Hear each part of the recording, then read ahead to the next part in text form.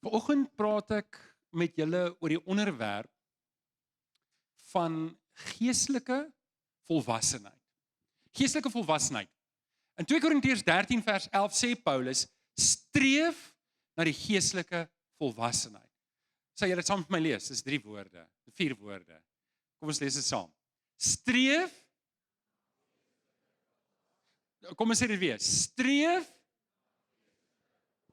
Nou dis 'n opdrag wat Paulus gee in daai teksgedeelte en ek wil vanoggend daaroor praat van geestelike volwassenheid. Wat is dit en hoe kom ek daar in my lewe? Hoe kom ek daar uit? En hier is my 'n lekker ding om oor te praat want dis tog tot op die hart van disippelskap. Dit vra geestelike groei.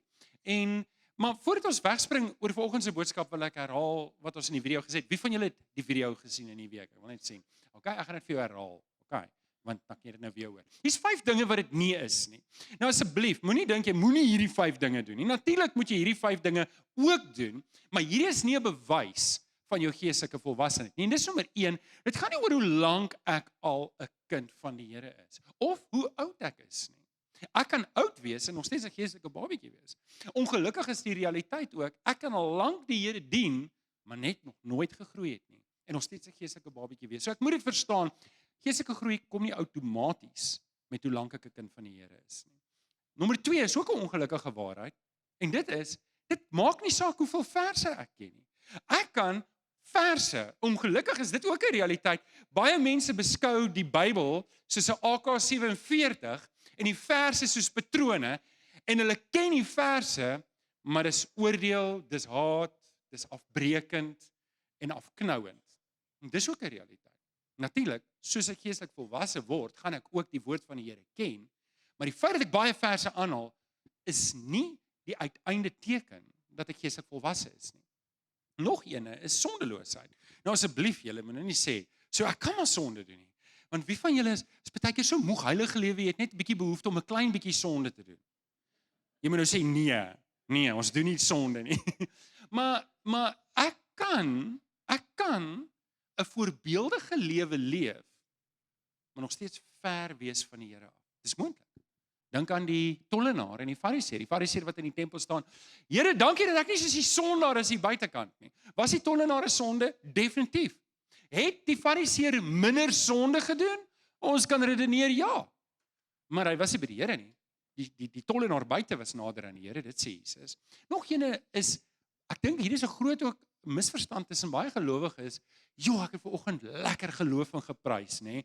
Ek het sommer so, ek was in die gees en die trane het geloop. En is mooi, maar ek kan, Dominee Jakob het altyd 'n ding gehad wat hy gesê het, it's not how high you jump in church, but how straight you walk when you hit the ground. En dit beteken maar nou net, ek kan hier hardop sing en my hande in die lug sit. Asseblief, dit is vir my altyd lekker om julle te sien aanbid en dit is belangrik, dit is deel van die geestelike groei. Maar ek kan dit nog steeds doen, maar my hart is eintlik ver van die Here af.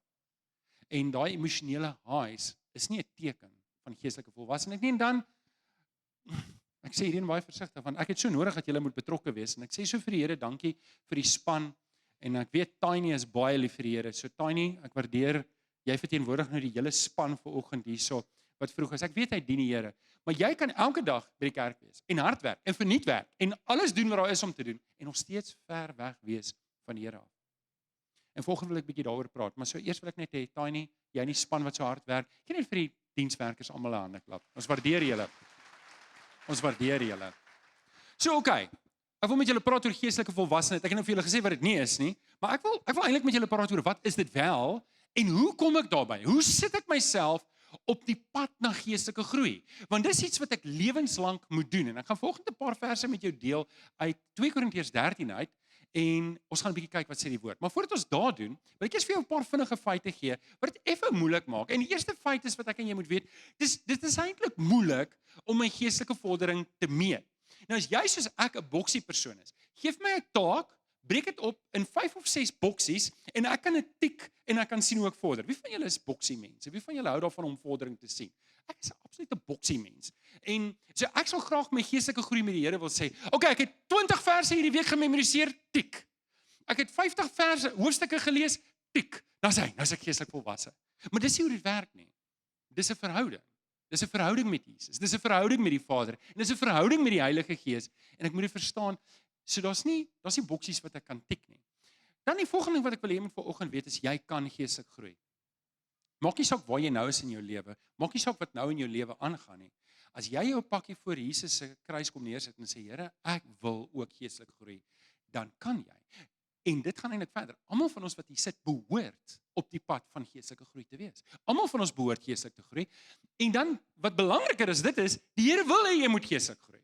Dis in die Here se hart. Wie van julle het 'n behoefte aan 'n verhouding met jou kind? Steek op die hande. Wie van julle, die ander het nie kinders nie, nê? Nee? Okay. Wie van julle het volwasse kinders wat uit die skool uit is? Wie van julle het, en jy het 'n behoefte aan 'n verhouding met jou kind? Maar hulle is so besig, nê? Nee? Want hulle is nou besig om 'n loopbaan te bou. En ek moet myself vra, is ek daai kind van die Here wat die Vader wil graag 'n verhouding met my hê, maar ek is te besig? En so dis waar ek vanoggend 'n bietjie met jou wil praat. Maar ons gaan kyk wat sê die woord van die Here. So kom ons staan op. Eastwood, is jy reg vir my? Kom ons staan op.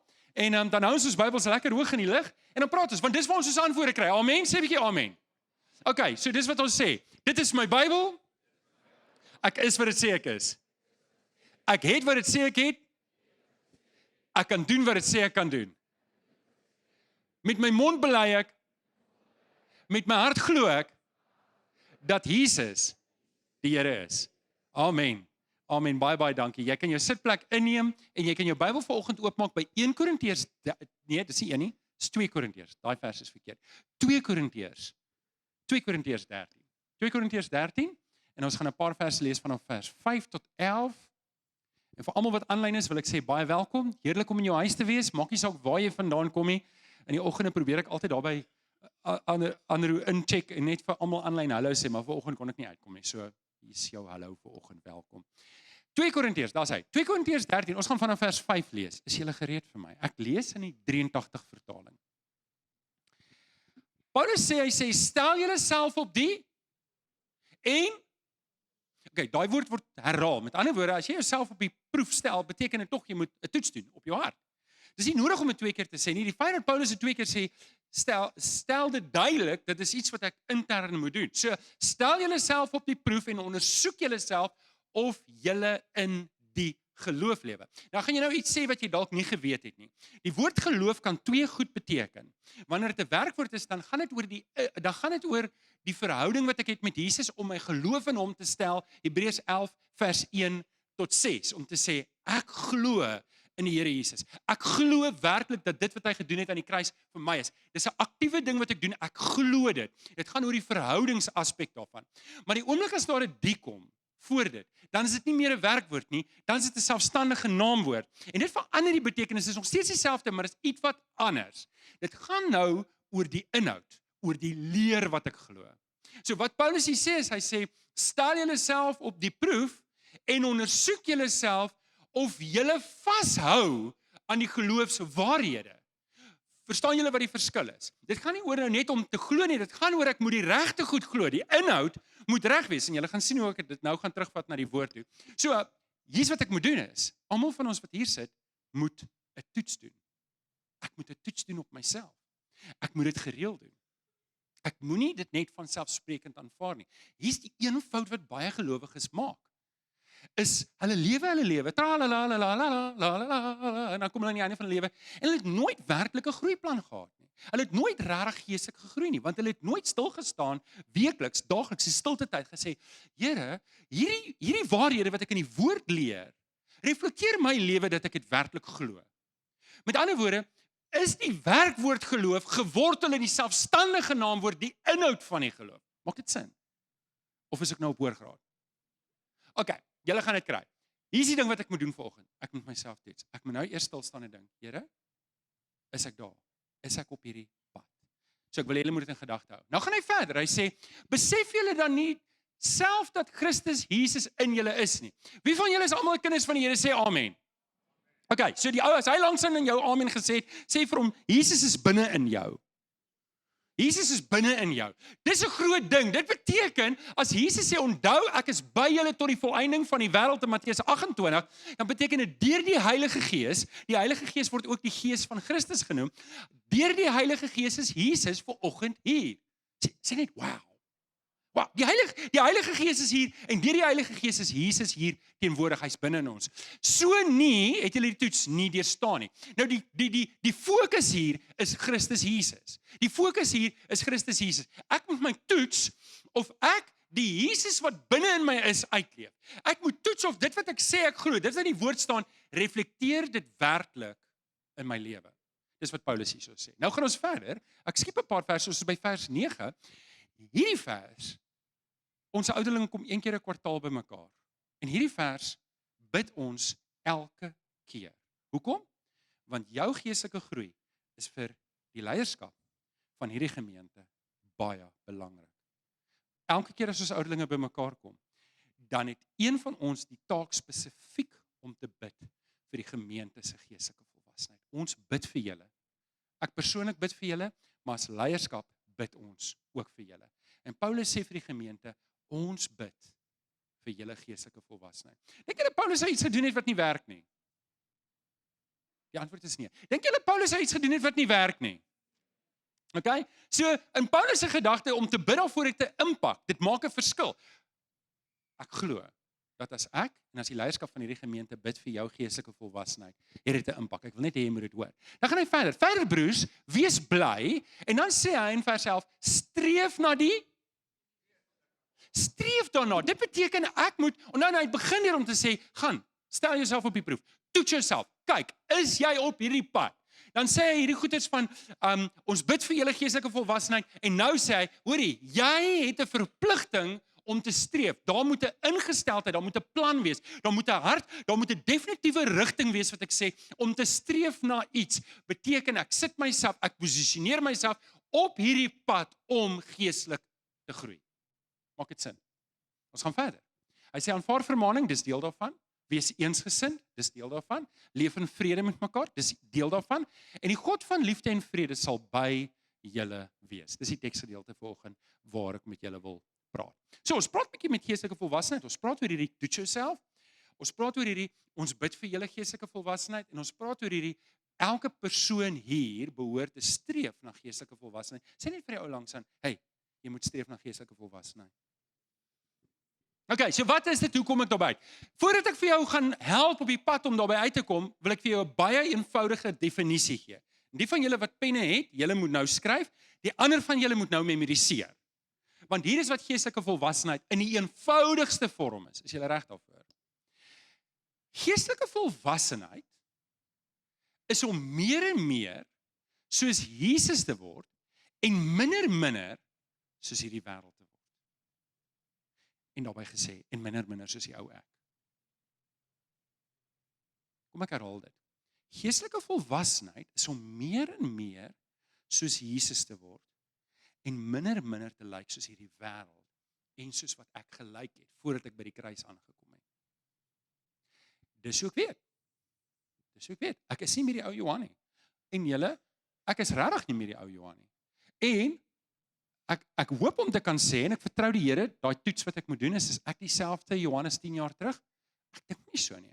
Ek glo regtig ek het gegroei in die Here. So, daar kom nie 'n plek wat jy arriveer nie. Jy moet bly groei in die Here. Daai toets wat ek moet doen. So kyk, wil jy weet om daarby uit te kom? Ek gaan vir jou 5 eenvoudige dinge gee. Hierdie is van die dinge wat ons kan doen, maar ek kan mos nou nie vir jou 15 goeders gee nie, maar ek dink hierdie gaan vir die tafel dek om op die pad te kom na geestelike groei. Wil jy dit hê? Ja, okay, kom ons doen dit. So nommer 1, hoe word ek geestelik volwasse? Hoe word ek meer en meer soos Jesus? Wel, nommer 1 is ek moet my deurdrenk met die woord van die Here. Ek moet my deurdrenk met die woord van die Here. En Paulus sê vir Timoteus in 2 Timoteus 2 vers 15, hy sê, lê jou daarop toe om voor God te stel as iemand wat die toets deurstaan het. Sien julle, ons het weer 'n toets. Ek moet my voor God kan staan, ek moet die toets binne kan doen, maar ek moet voor God kan staan en sê, Here, doen hierdie toets. Want wie van julle sal 'n bietjie met 'n ligter hand jou eie toets merk? Ek was altyd verstom as die juffrou sê, okay, jy het nou toets geskryf, nou gaan ons dit merk. En daar was baie juffrou's wat gesê het jy gaan jou eie toets merk. En dan wil jy wil so eerlik wees dat jy harder is op jouself. En dan kom daai punte uit dan sê nee, wag, miskien was ek nou 'n bietjie te hard. Hierdie toets moet ek voor die Here doen as 'n arbeider wat hom nie hoef te skaam vir die werk van die Here nie, wat met die woord van die waarheid die reguit pad aandui. Nou okay, Paulus was die predikant op hierdie stadium binne in Efese. En dalk moet ek net 2 tree teruggaan om te sê ja, die predikant word hoër geoordeel as die gewone lidmaat. Maar ek moet myself ook in daai maatstaf hou. Almal van ons moet om te sê, Here, ek kan nie. Onthou 1 Korintiërs 11 vers 1 wat een van ons gemeente se gunsteling verse is wat sê volg my soos ek Jesus volg. Julle ken dit, nê? As ek dan die pad moet aandui vir my vrou, vir my kinders, vir my man, vir die mense by die werk om my, dan moet ek tog self die pad reguit stap. Stem julle saam? Die Engels sê, it goes without saying. Oom Jan, daar's vir my Engelse woord daarso. It goes without saying dat dit so moet wees. Nou, John Piper het vir Spurgeon aangehaal. En hy het gesê, ek moet so vol van die woord van die Here wees, dat wanneer iemand my met 'n naald steek, dat ek Bybelverse sal bloei. Is dit nie 'n mooi, ek moet so deurdrenk wees met die woord van God, dat wanneer iemand aan my stamp, dan moet dit bloei, kom die verse uit. Dis hoe my lewe moet wees. Dis een van die merkers van geestelike groei, dat ek elke faset van my lewe volgens die woord van die Here beoordeel. Wanneer ek met alles, voor ek 'n besluit neem, gaan ek terug en sê, eer hierdie Christus. Is dit in lyn met God se woord? Ek verstom aan hoe baie Christene dit nie sê nie, maar dit leef. Ja, maar dis teksboek antwoorde. In die regte wêreld werk dit anders. As ek nie die woord van die Here in my persoonlike lewe, in my werkslewe, in my gedagtes uitleef nie, dan gaan ek my lewe verongeluk. Baie keer dan ry ons vir die grap, dis nie vir die grap nie, vir die lekkerte. Wie van julle hou van bietjie mooi paaie? Die De Tooi Kloofpas. En soms dan sien jy daar onder lê 'n wrak. En elke keer as ek so 'n wrak sien, dan dink ek aan Christene, nie ongelowiges nie, Christene wat een pad by die kerk stap en 'n ander pad in hulle persoonlike lewe stap. Weet jy, 'n mens kom weg daarna, maar iewers gooi die lewe vir jou net 'n te skerp draai en dan rol jy jou lewenskarretjie. Ek moet my deurdrenk met die woord van die Here. Elke aspek. Ek kan nie 'n verskoning maak en sê hierdie deel behoort aan die Here, maar hierdie deel behoort nie aan die Here nie. Elke deel. Ons gaan verder. Ek kan nie lief wees vir Jesus sonder om lief te wees vir sy woord nie. Ek kan nie sê ek is lief vir Jesus, maar die woord van die Here, ek wonder oor daai ding. Dis een. As ek lief is vir Jesus, dan is ek outomaties lief vir sy woord. Kan jy amen sê daarop? Ek voel so alleen vanoggend hiervoor. Okay, so jy het dit. Psalm 119 vers 16. Sê die psalmis, u woord is baie wat? En ek het dit lief. Dis die ding. En weet jy, as ek en jy ophou om te stamp teen die woord van die Here in rebellie, want dit is so. Partykeer wanneer die Here iets vir my sê in sy woord, en ek hou nie daarvan nie, wat doen ek? Ek probeer die woord van die Here diskrediteer. En ek is 'n gelowige en ek is 'n predikant. Regtig? Wie van julle doen dit ook?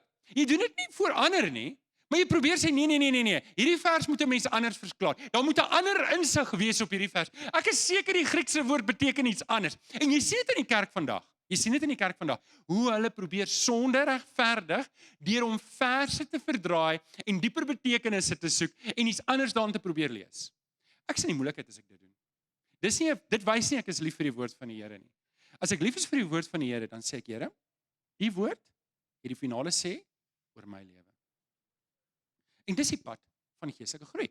Die psalmis sê in vers 16, hy sê, ek verlustig my in die voorskrifte, u woord vergeet ek nie. En sien, wanneer ek daai standpunt inneem, om te sê, Here, ek is dankbaar, dat u my lewe op die pad hou. Ek kan nie krediet vat daarvoor nie, maar dis die woord, omdat ek die woord lewe, omdat ek deurdrenk is met die woord, beland ek nie in die moeilikheid nie.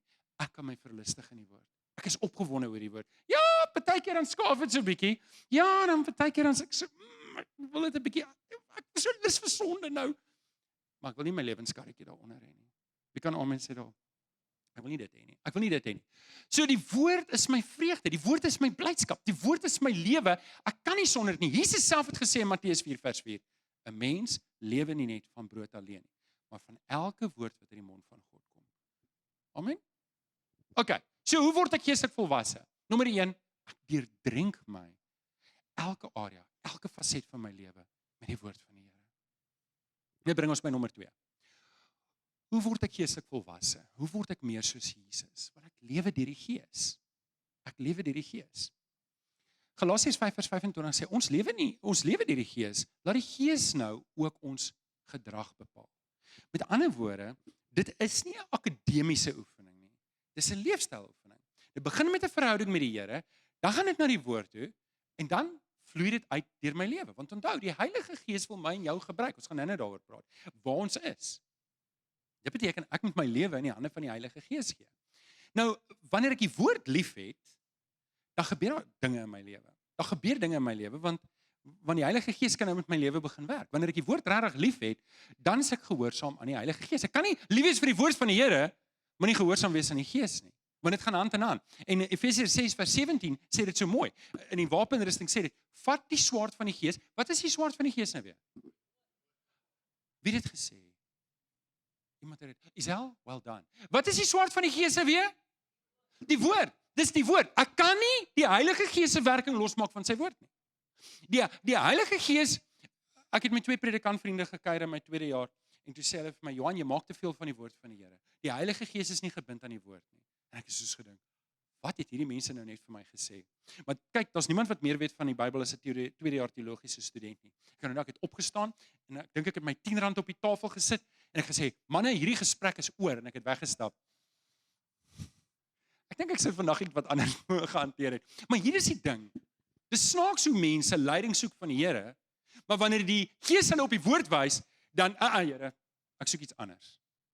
Die woord moet die finale sê, die Heilige Gees en die woord van die Here loop hand in hand. Die Heilige Gees gaan altyd God se woord in my lewe bevestig, want die Heilige Gees, die swaard van die Gees is julle het dit, dis die woord van God. So wanneer ek lief is vir Jesus, kom ons gaan net 2 tree terug. Wanneer ek lief is vir Jesus, is ek lief vir die woord, dan is ek lief vir die Gees en dan kom God se krag in werking. Dis wanneer my lewe werklik begin verander. En dis op die einde van die dag. Onthou wat ek nou vir julle gesê het, Dominee Jakob het gesê, it's not how high you jump in church, but how straight you walk when you hit the ground. Hier is die ding. My lewe daar buitekant wys dat Jesus in my lewe is. Dis hoe die Heilige Gees gaan werk. Die Heilige Gees gaan my help om geestelik te groei. Ek moet leer om gehoorsaam te wees. So die Gees se werk is om my meer en meer soos Jesus te maak. Kan ek dit gou herhaal? Ek is so bang, ek het nou baie goed gesê. Maar ek dink, as daar 'n middelpunt in die preek is, dan is dit nou.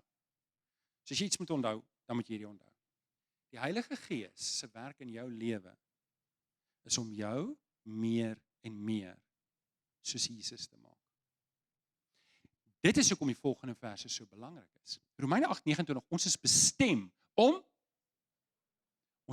om gelykvormig te word aan die Seun. Daarom is Efesiërs 4:30 so belangrik. Moenie die Heilige Gees bedroef nie. Dis hoekom 1 Tessalonisense 5:19 so belangrik is. Moenie die van die Heilige Gees teëstaan nie. Ek moet seker maak, ek hoor wat die woord van die Here vir my sê. So, hoe word ek geestelik volwasse? Nommer 2, wanneer ek toelaat dat die Heilige Gees my meer en meer maak soos Jesus. Okay. Nommer 3, hoe word ek geestelik volwasse? Hoe word ek meer soos Jesus? Nommer 3, ek lewe vanaf my knieë. Ek lewe vanaf my knieë. 2 Tessalonisense 5:17. Wat staan daar? Wie het dit gesê? Wie van julle het nog julle bandjies? Wie van julle het nog julle bandjies? BSO, bid sonder ophou. Jakobus 5:16 sê, die gebed van 'n gelowige het 'n kragtige uitwerking. Ons maak te min van gebed. In my persoonlike lewe, ek moet bid. Ek moet bid. Weet een van die klagtes van die mense sê, maar voel so ek bid in die plafon vas, man, dit maak nie saak nie. Ons het nou gelees, Jesus is in jou hart. Jou gebed hoef nie eers tot by die plafon te kom nie, okay? Dit hoef net hier te wees, okay? Moenie worry dat dit nie verder gaan nie. Ek en jy moet bid want ons gebed het 'n kragtige uitwerking. Wanneer ek en jy bid, dit is wanneer ons die krag in ons lewe ervaar. Dis wanneer ons die krag van Jesus se liefde ervaar. Weet jy, baie mense, die een enkele rede hoekom hulle nie groei nie is want hulle bid nie. Weet, wanneer ek bid, dan sit ek in die Vader se teenwoordigheid. Jesus het ons geleer, hoe moet ons bid? Ons Vader. Wanneer ek in die Vader se teenwoordigheid is, kan die Heilige Gees met my werk. Wanneer ek in die Vader se teenwoordigheid is, dan kan die Heilige Gees my hart, die Engels sê, ek word pliable, ek word soos klei in die hand van die pottebakker. Hy kan met my begin werk. So dis waar ek die krag van om Jesus lief te hê. Dis waar ek die krag van die woord in my lewe ontdek. Dis waar ek die krag van die Heilige Gees sien werk in my liefde. En dit lê in gebed. Dis waar dit begin. Nou gaan ek 'n bietjie van my willerdae met julle deel. Nie sondige dae nie, maar willerdae. Wie van julle ken Petra? Dit was 'n Christian rock band. Nou 'n paar van julle wat julle hande opsteek, ek kan nie agterkom dink julle dis Sondag of maar in elk geval, hulle het 'n liedjie in 1987 uitgebring. Get on your knees and pray like a man. En weet julle, ek het die liedjie baie geluister toe ek net tot bekering gekom het in 94, maar nou nog kom daai lirieke op in my gedagtes wanneer ek deur moeilike tye gaan om te sê, dis vir my. Nou okay, vrouens, hoorie, julle kan net so hard bid soos mans, jy nie harder nie, okay? Dis nie net mans hier so. Ek wil vir julle vrouens sê, moenie soos 'n man bid nie, bid soos 'n vrou. Okay? Dis goed om 'n vrou te wees, die Here het julle so gemaak. Ons celebrate dat. Ons prys die Here. Vrouens ons sou nêrens kon wees sonder julle nie, hoor. Manne, nou moet julle amen sê. Dis 'n halfwaardige. Dankie oom Jan. Okay, so gebed verander my. Gebed verander my. Gebed verander lewens. Dit doen. Gebed verander sake. Gebed bring geestelike groei. Hier is die een enkele rede hoekom Christene nie geestelik groei nie, want hulle bid nie. Hulle bid nie. Hulle spandeer nie tyd by die Vader nie. Dis die geheim. Biddeloosheid is eintlik 'n muur wat ek opbou self in my eie lewe tussen my en God. Dis eintlik 'n muur. Ek sit eintlik beperkings. Biddeloosheid bring eintlik beperkings in my lewe in wat ek self veroorsaak. Ek kan nie eens die duiwel beskuldig nie. Ek voel ver van die Here. Hoekom? Want ek bid nie. Ek spandeer nie tyd by hom nie. Ek beleef nie deurbrake nie. Ek soek antwoorde, maar ek kry dit nie in die woord nie, want die woord raak nie vir my lewendig nie, want die woord raak lewendig in gebed. Hier's wat gebeur is, wanneer ek die woord bestudeer, dan kan dit 'n akademiese oefening wees. Maar wanneer ek daaroor bid, dan kan die Heilige Gees dit lewend maak en sê, hier's wat ek moet doen. En dan word dit die woord van God vir my. Ek wil dit is nog heeltyd die woord van God, maar nou kan ek sien hoe kom. En wanneer ek nie bid nie, dan beperk ek my lewe, want die Gees wil my lei, maar my ore is heeltemal toegeslaan en ek kan niks hoor nie. En so bring biddeloosheid beperking. So gebed breek daai mure af. Gebed breek daai mure af en ek wil hê jy moet dit toets in jou eie lewe. Kom in die gewoonte om 'n lewe te leef vanaf jou knieë. Want dit breek deur beperkings. So hoe word ek geestelik volwasse? Nommer 3, ek lewe vanaf my knieë. Dis waar ek begin. Is daar iets soos genoeg gebid? Is daar iets soos te veel gebid? Nee. Ek hou aan bid. Okay, tweede laaste. Hoe word ek geestelik volwasse? Ek word Jesus vir my naaste. Nou hierdie ding het nou opgebou. Want nou kom dit by die praktiese nuts and bolts. Hier sou dit lyk. 2 Korintiërs 5:20 sê Paulus, ons tree op as gesandte van Christus en is God wat deur ons 'n beroep op julle doen. Nou wat hy hier sê is, hy sê ons as apostels en leiers, ons tree namens Jesus op. Ons verteenwoordig Jesus. Ons kom na julle toe en ons kom vra namens Jesus vir julle, wy julle lewe toe aan die Here. En hy gebruik ook die woord pleit. Ons pleit namens Christus by julle. Dis 'n sterk woord. Om namens Christus te pleit moet jy moet redelik seker wees van jou saak wat die Here verwag, nê? Maar Paulus sê dit, ek kom pleit namens Christus, laat julle verlos. Laat julle lewens verander. Kom, julle ken nie weg van saligheid.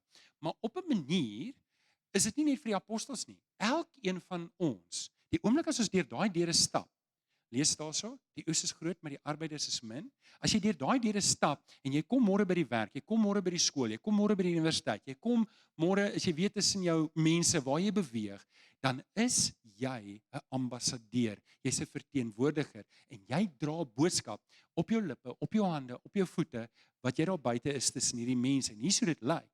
Jesus was 'n staan op die bord, ja. Jesus was 'n voetewasser. Nou, ek het hierdie prentjie doelbewus as prins 'n bietjie moetswillig opgesit want ek wil hê julle moet so 'n bietjie ek hoop nie hy verwag nou ek moet nou môre gaan dit gaan 'n bietjie awkward wees as ek nou nee, dis nie wat Jesus verwag dat jy dit fisies moet doen nie, maar kom ek sê vir jou wat dit wel. Sê gou vir my, hoekom het Jesus die disippels se voete gewas? Ja, hoor die fluister, want dit was? Maar dit was vuil. Kyk na daai voete. Ek wil nie eens naby die skerm loop nie, ek's bang dit stink. Ag, is 'n grappie. Want dit was vuil. Dit was vuil. So Jesus, dit was 'n ding. Ons gaan nou aan tafel sit, die tafel was laag geweest, die voete was naby aan die neuse. So wat doen jy? Was die voete voor die tyd. Jy was dit voor die tyd, dis wat jy doen. Okay? Wie van julle het nie skoene aan vanoggend nie, dan sal ons vir julle koop.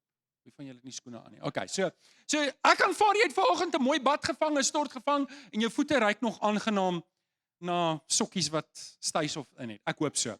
So dis nie dieselfde om voete te was nie. En dis altyd mooi as iemand simbolies iemand se voete was. Ek praat nie teen dit nie, is mooi, dis simbolies. Maar daar's 'n dieper praktiese betekenis hier van om diensbaar te wees. En ek wil dit prakties maak vir julle, want voete was beteken vir ons iets anders eintlik. So okay, hoe doen ons dit vandag? Ek gaan vir jou 4 maniere gee wat jy van môre af kan gebruik. As jy dit doen, nie om mense te beïndruk nie, maar omdat jy Jesus prakties wil wees. Hoor gou mooi, jy doen dit nie om mense te beïndruk nie.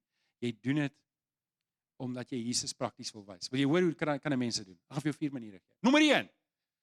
Hoe doen ons dit vandag? Jy gaan doen iets vir iemand wat hy nie vir homself kan doen nie. Dis 'n uitdaging. Ek hoop jy memoriseer, skryf dit neer, want hierdie is 'n uitdaging. Dis ons hierdie wêreld infiltreer vir Jesus. Gaan doen iets vir iemand wat dit nie vir homself kan doen nie. Okay? Nommer 2 is jy gaan doen iets vir iemand wat dit vir homself kan doen. Maar jy doen dit, it's an act of kindness, it's an act of service. Jy doen iets vir iemand en sê, maar hoekom doen jy dit? Hoekom doen jy dit? Okay, nommer 3. Die volgende een is, jy gaan help iemand wat jonger is as jy, wat sukkel met iets. Jy gaan help iemand met iets wat hy probeer doen, hy behoort dalk te kan doen, en jy gaan help hom. Jy bou 'n brug en jy help 'n persoon om oor 'n brug te kom. En dan die 4de een is, jy gaan doen iets wat niemand wil doen nie. Jy gaan doen daai iets soos Kathy Viljoen, jy gaan maak die badkamer skoon. Dis nie jou werk noodwendig nie, dit is nie eens vir jou om te doen nie, maar jy gaan doen dit, want jy wil mense dien. Jy wil Jesus wees vir iemand anders. Nie om hulle te beïndruk met jou nie, maar met Jesus. Nou okay, hoe help dit? Hoe help dit? Want hier is die realiteit. Hier is die realiteit, en ek hoop jy kan dit klik. Want dit het vir my perfek sin gemaak toe ek voorberei. Maar ek is altyd so bang as ek voorberei, maak 'n ding vir my sin en maak nie vir jou sin nie. Soos jy gaan jy probeer konsentreer. Hier's dit. Wanneer ek iemand help wat homself nie kan help nie, maar ek skuld dit nie aan daai persoon nie, dan word ek Jesus vir daardie persoon. Die Heilige Gees kry 'n kans om deur jou iemand te bedien. En daar's 'n groot vraagteken wat hang. Hoekom doen jy dit? Die volgende ding is wanneer jy iemand help op 'n gelyke voet, iemand wat homself kan help, en jy gee kans vir die Heilige Gees om deur jou te werk, dan hang die vraag in die lug. Hoekom doen jy dit? Wanneer jy die jonger volgende generasie help, en jy bou vir hulle 'n brug om oor te kom, en jy hoef dit nie te gedoen het nie, dan kom die Heilige Gees aan die werking deur jou. En die vraag hang in die lug. Hoekom doen jy dit? So ook wanneer jy daai ding doen wat niemand wil doen nie. En almal skram weg daarvan en jy gaan doen dit uit diensbaarheid. Dan hang die vraag in die lug. Hoekom doen jy dit? En so kom die Heilige Gees aan die werk in my omgewing. En het ek 'n invloed. Sonder om 'n woord te stel, hang daar 'n vraag in die lug oor jou en my lewe. Hoekom doen jy dit? En dit gee vir my en jou 'n kans om die vinger te wys na Jesus toe. Amen. Gaan. Hoe word ek geestelik volwasse? Nommer 4 is ek word Jesus vir my naaste. Corneille, julle kan vorentoe kom. Terwyl hulle vorentoe kom, wil ek die laaste ene doen. Hoe word ek geestelik volwasse? Hoe word ek meer soos Jesus? Die laaste een is, ek moet volhard op hierdie pad tot die einde toe. Ek moet volhard. Ek kan nie moeg raak nie. Ek kan dit nie doen wanneer dit vir my gemaklik is nie. Ek moet dit die hele tyd doen. Weet julle op hoeveel plekke word die Christelike pad vergelyk met 'n marathon, met 'n resies wat gehardloop word? Gedurig, om die waarheid te sê, die hele woord om te volhard dui op 'n resies. Dit dui op 'n marathon wat gehardloop word. En Paulus sê, die Hebreërskrywer sê in Hebreërs 3 vers 14, ons behou deel aan Christus as ons eind uit in die vertroue waarmee ons begin het. Nou, gelukkig. Wie van julle hardloop? Ek wil sien wie van julle hardloop. Dit is altyd vir my lekker om te sien wie se karre is stikken. Dis 'n paar van julle, okay? In 'n marathon as jy hardloop, is daar tog op die einde van die dag net een wenner, né? Daar's net een ou wat die lint eerste breek. en dis dan die wenner.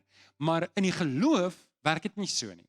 In die geloof werk dit so, almal wat oor die eindstreep gaan is 'n wenner. Almal wat volhard tot die einde toe word 'n wenner. So party van ons hink 'n punt tot op die einde.